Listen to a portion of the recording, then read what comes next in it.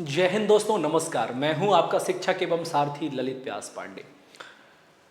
साथियों, जैसा कि आप सबको पता है कि आपका जो मोस्ट इम्पोर्टेंट मोस्ट अवेटेड जो एग्ज़ाम पटवारी का है उसकी परीक्षा आज से प्रारंभ हो गई है। 2 शिफ्टों में पेपर होना शुरू हो गया है, मॉर्निंग शिफ्ट और इवनिंग शिफ्ट। दोनों शिफ्ट आज के ख़त्म हो गए हैं और बहुत बड़ी न्यूज़ आपके लिए है। बहुत इंपॉर्टेंट जानकारी आपसे हम शेयर करने वाले हैं, साझा करने वाले हैं। टोटल एनालिसिस देखकर, बच्चों से बातचीत करके, सभी बच्चे जो हमारे एग्ज़ाम सेंटर तक पहुँचे, एग्ज़ाम दिया, काफ़ी अच्छा स्कोर किया बच्चों ने, बहुत अच्छे अच्छे स्कोर लेकर के आए हैं। तो वहाँ से जुड़ी हुई सभी जानकारियाँ बिना आपको कंफ्यूज किए हुए, बिना किसी भ्रम में रखे हुए, हम आपको कुछ प्रश्नों का जो सैंपल है वो भी आज बताएंगे और साथ ही ये बताएंगे कि किस प्रकार से पेपर। अब तक आपको बहुत सारे एनालिसिस प्राप्त हो गए होंगे, आपने देख ही लिया होगा। अपनी तरफ से हमारे अपने खुद के हिस्से से जो आहुति हो सकती है वो मैं आपको दे सकता हूँ, वो मैं देने आया हूँ। तो मॉर्निंग शिफ्ट का जो पेपर था वो काफ़ी आसान पेपर था कुछ विषयों को लेकर के, कुछ विषयों को लेकर इतना भी आसान नहीं था। तो सबसे पहले दिमाग से भ्रम निकाल दीजिए, पेपर आसान होता है। पेपर आसान कभी भी नहीं होता, पेपर पेपर होता है। क्लियर है? उसमें कई प्रकार के प्रश्न डाले जाते हैं, कुछ आसान होते हैं, कुछ बहुत कठिन होते हैं और कुछ ज़्यादा कठिन होते हैं। तो जो ये पूरी की पूरी परीक्षा आज के दोनों शिफ्टों में हुई, उसमें मैं अगर विषय बात करूं तो जो अंदेशा था मुझे, मैंने अपने पुराने वीडियोस में भी बताए हुए हैं कि मुझे अंदेशा है कि सेगमेंट वाइज क्वेश्चन ना आकर के मिक्स क्वेश्चन आए, पूरा का पूरा खिचड़ी क्वेश्चन आया है। तो पहले आप लोग इस बात को लेकर के तैयार हो जाइए कि आपको अब जो अपनी रणनीति में बदलाव करना है वो ये करना है कि खोज खोज करके प्रश्न हल नहीं करने हैं, एक तरफ से अपना पेपर हल करना है। 3-4 सवाल मैथ के डाल दिए, 3-4 सवाल हिंदी के डाल दिए, फिर जीएस के आ गए, फिर रीजनिंग के आ गए। तो इस प्रकार से पूरी तरह से उन्होंने 200 प्रश्नों का हिसाब किताब बैठाया है। छात्रों से मिली जानकारी के अनुसार मैथ्स के क्वेश्चंस उन्होंने बढ़ाए हैं और कुछ विषयों के क्वेश्चंस कम रखे हैं। तो आप लोग जब देने जाएंगे एग्जाम तो वहां से पता चलेगा। दूसरा, जो विगत परीक्षाओं में मध्य प्रदेश से जो प्रश्न थे वो नहीं पूछे जा रहे थे, इसकी बहुत ज़्यादा आलोचना हो रही थी कि भाई मध्य प्रदेश की परीक्षा में मध्य प्रदेश से ही सवाल नहीं पूछे जाते। तो 10 से 12 प्रश्न मध्य प्रदेश के हैं और वो भी बिल्कुल फैक्चुअल क्वेश्चन है, 1 लाइन फैक्ट पर आधारित प्रश्न है। जैसे कि मॉर्निंग के शिफ्ट में किले पूछे उन्होंने, मेले पूछे उन्होंने, क्लियर है। इवनिंग के शिफ्ट में उन्होंने कला एवं संस्कृति से सवाल पूछे। पंचायती राज व्यवस्था से भी कुछ प्रश्न हैं बेटा, है ना।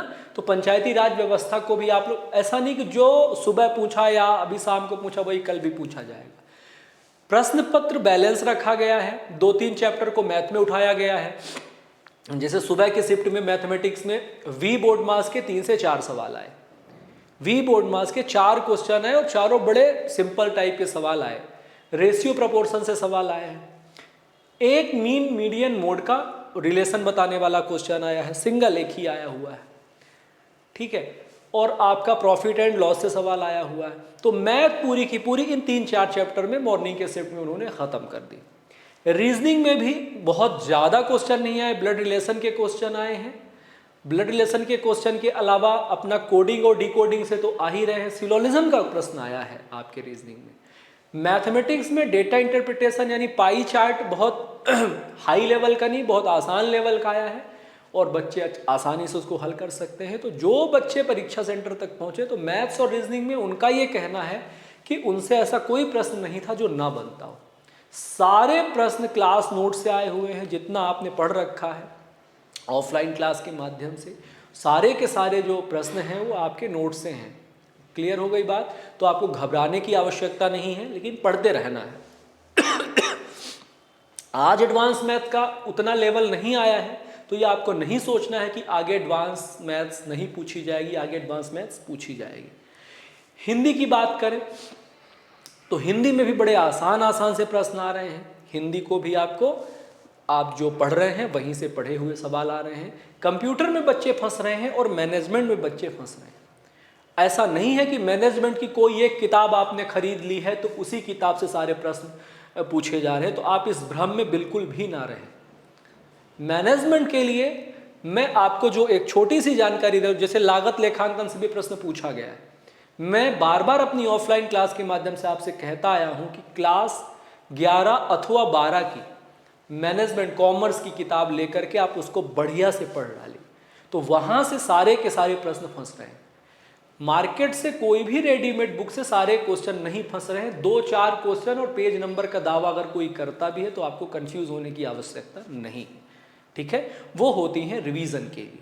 लेकिन अगर आपको उसमें स्कोर करना है तो नंबर जो बच्चों के घट रहे हैं वो घट रहे हैं कंप्यूटर में और मैनेजमेंट में, इन 2 विषयों में नंबर कटे हैं बच्चों के। तो आज 165 नंबर भी एक छात्र लेकर के आया है और 150, 149, 146 यानी ऐसे नंबर आज बच्चों के आए हैं।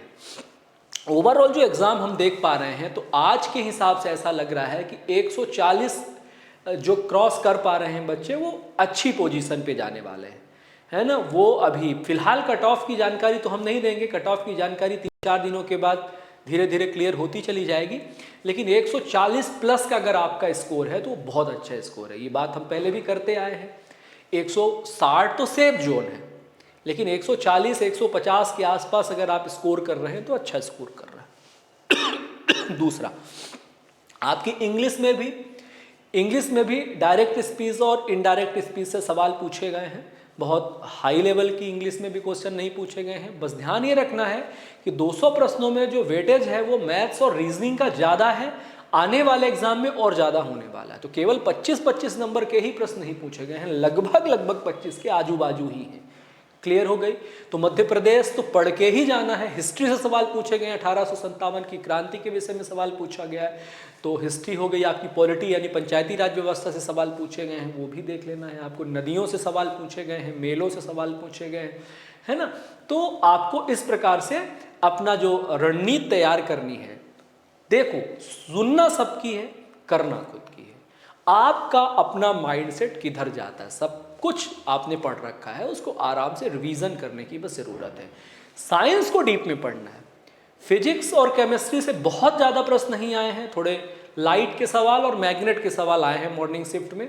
साइंस की अगर मैं बात करूं तो उसमें बायो के सवाल, बायो के 2 पार्ट होते हैं, एक होता है जूलॉजी और एक होता है बॉटनी। तो जूलॉजी और बॉटनी दोनों से प्रश्न पूछे गए और अच्छे प्रश्न पूछे गए। तो साइंस में भी बहुत ज़्यादा नंबर बच्चे नहीं खींच पा रहे हैं। तो ये हो गई 3 विषय जहां पर आपको काम करने की ज़रूरत है। वो है मैनेजमेंट, कंप्यूटर डीप में पूछ रहे हैं, जैसे एक्सेल उठा लिया, पावर पॉइंट उठा लिया, और एक्सेल और पावर पॉइंट के अंदर के क्वेश्चंस पूछ रहे हैं।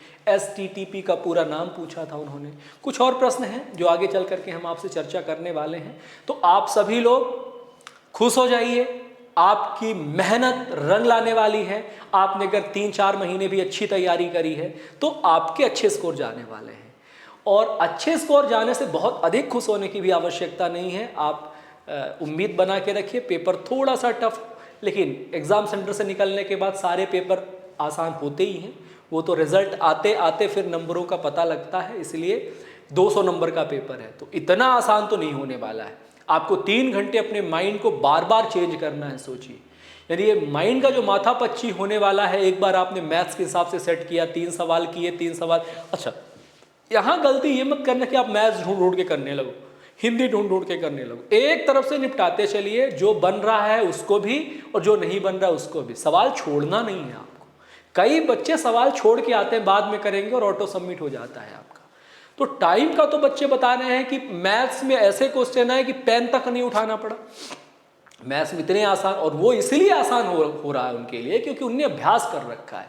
तो अगर आप अभ्यास करके जाएंगे तो जाहिर सी बात है, निश्चित बात है कि आपका जो क्वेश्चन होगा, जो आपका पेपर होगा, वो बहुत अच्छा जाएगा। तो दोनों शिफ्ट, और बार बार अब एनालिसिस देखने की आपको ज़रूरत नहीं है। आपने एनालिसिस देख लिया, अब आप अपनी पढ़ाई पर लग जाइए। एनालिसिस से आपका पेपर नहीं निकलेगा, है ना। 10 मिनट 15 मिनट, और एनालिसिस के दौरान ये ध्यान रखा करिए कि जो लाइव एनालिसिस हो रहा है, जहाँ पे कुछ भी कचरा परोसा, आप अपना टाइम मत खराब करिए। किसी की आवाज़ आ रही है, किसी की आवाज़ नहीं। कई बच्चे हमें अभी मैसेज कर रहे थे कि कुछ भी एनालिसिस हो रहा है। एनालिसिस कंप्लीट होने का इंतजार करिए, तब तक आप पढ़ाई करिए, अपने दिमाग को रिलैक्स रखिए, है ना। उसमें क्यूरियसनेस मत लाइए। फाइनल, फुल एंड फाइनल जो एनालिसिस होता है ना सॉरी, वो आपके लिए बेहद उपयोगी होता है। ठीक, तो आज का एनालिसिस बस इतना ही है, इससे ज़्यादा आप टाइम खराब मत करिए, आप अपने अध्ययन पर लग जाइए। कल का एनालिसिस पूरा दिन आप मत देखिएगा, कल का एनालिसिस जिस किसी भी चैनल में देखना हो, 1 या 2 चैनल आप पकड़ लीजिए और वो एनालिसिस आप देखेंगे रात के 8 से 9 के बीच में, जब दोनों शिफ्ट के एनालिसिस हो जाएंगे। हर शिफ्ट का एनालिसिस देखने की आपको आवश्यकता नहीं है, सेंटर जाने की जरूरत नहीं है। सेंटर जाने की इसलिए जरूरत नहीं कि आपको analysis already by default YouTube पर कई चैनलों में मिल जाएगा, तो उन चैनलों में एनालिसिस देखने के लिए आपको बिल्कुल लाइव आने की जरूरत नहीं है। आप जब एनालिसिस सबका कंप्लीट हो जाए उसके बाद आकर के चुनिंदा एनालिसिस देख करके जितने में आपको आइडिया लग जाए, आइडिया लगने के बाद आप अपनी पढ़ाई पर फोकस करिए। मेरी बात समझ में आ रहा है? कंफ्यूज नहीं होना है, आपकी अपनी रणनीति बना करके रखनी है। जिन भी पुस्तकों से आप पढ़ रहे हो उन पुस्तकों को आप पढ़ते जाइए, तैयारी करते जाइए। तैयारी में की रणनीति में बहुत ज़्यादा फेरबदल करने की आवश्यकता नहीं है। हाँ, थोड़ा सा मध्य प्रदेश की ओर फोकस कर जाइए। आबकारी का पेपर देने के बाद कई छात्रों ने मध्य प्रदेश से उनका रुझान हट गया था, तो एक बार फिर मध्य प्रदेश कला एवं संस्कृति है, जनजातियां हैं, आज तो नहीं पूछी गई हैं, आगे पूछी जाएगी। जनजातियों का जो पूरा का पूरा सेगमेंट है सर ने यूट्यूब पर फ्री में पढ़ाया हुआ है, सारी जनजातियां पढ़ाई हुई हैं, आप लोग देख लो, है ना। और वी बोर्ड मास के हमारे बहुत सारे वीडियोस डले हुए हैं, आप उनको देख लो। वी बोर्ड मास हो गया, परसेंटेज हो गया, लाभ और हानि हो गई। सीआई और एसआई आज नहीं पूछा गया है, कल पूछा जाएगा। सीआई और एसआई है। समय और कार्य के प्रश्न पूछे गए हैं आज, टाइम एंड वर्क, बड़े आसान आसान से प्रश्न पूछे गए, ठीक है। तो आज के लिए इतना है, आप लोग पढ़ते रहिए, पढ़ते रहिए, देखते रहिए, जुड़ते रहिए, और आप सभी लोगों को आपके इम्तहान के लिए बहुत बहुत शुभकामनाएं। और मैं बार बार यही कहूँगा कि दुनिया का कोई इम्तहान ऐसा नहीं बना है जो आपकी योग्यता की कसौटी को माप सके, जो आपके टैलेंट को माप सके। ये इम्तहान है ना, ऑर्डिनरी इम्तहान है, इनको दीजिए और इनको बहुत ज़्यादा आपको गंभीरता से दिमाग में बैठाने की ज़रूरत नहीं है। एंजॉय करिए, जितने भी नंबर आपके आते हैं बहुत है।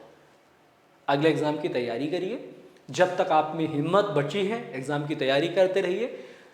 सरकारी नौकरी लगना ही अंतिम दवाई नहीं है, अंतिम सत्य नहीं है, अंतिम सत्य और भी बहुत कुछ है ना। तो अपने आप को इस चीज़ को लेकर के निश्चिंत रहिए, पढ़िए। इससे क्या होता है कि आप अपनी पर्सनालिटी बूस्ट करते हो। पर्सनालिटी आपकी क्या होती है?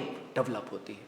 आप अपनी पर्सनालिटी बढ़ाइए, समझदार बनिए और अपने परिवार का जरूर ख्याल रखिएगा। कोई भी निर्णय लेने से पहले आप अपने परिवार के विषय में जरूर सोचिएगा। बहुत उम्मीदें रखते हैं वो आपसे। हो सकता है कभी गुस्सा होकर के आपको डांट दिए हूँ, हो सकता है आपको अल्टीमेटम दे दिए हूँ, लेकिन वो सिर्फ आपको सक्सेस करने के लिए ऐसा करते हैं। बहुत ज़्यादा उनसे नफरत करने की ज़रूरत नहीं है कि उन्होंने मेरे ऊपर बहुत ज़्यादा प्रेशर बना के रखा है। वो आपके अपने हैं, हर हाल में आप उनके लिए कीमती हैं। आपकी सक्सेस तो है ही है साथ में, लेकिन उससे पहले आप उनके लिए बहुत कीमती हैं। आप अपना ख्याल रखिए, बहुत ज़्यादा तनाव मत पालिएगा। क्लियर? परीक्षा दीजिए, नींद प्रॉपर लीजिए। मौसम खराब हो रहा है, मौसम का ध्यान रखते हुए आप अपने वाहन चुन सकते हैं, ठीक है। तो आज के लिए इतना ही, बहुत ज़्यादा बातें नहीं करेंगे। बहुत ज़्यादा बातें ऑलरेडी आप सुन चुके होंगे, पक गए होंगे। एनालिसिस देख करके एनालिसिस देखना बंद करिए, कम देखिए। एक बार पूरे दिन का कब देखना है? इवनिंग में। इवनिंग में यानी कि 8 के बाद। 8 तक में सारे चैनलों में एनालिसिस एक तरफ से डल चुके होंगे। कोई एक चैनल पकड़िए, सारे चैनलों को देखने की ज़रूरत नहीं है, ठीक है। तो आप अपना ख्याल रखिए। आज के लिए इतना ही। गुड नाइट, धन्यवाद।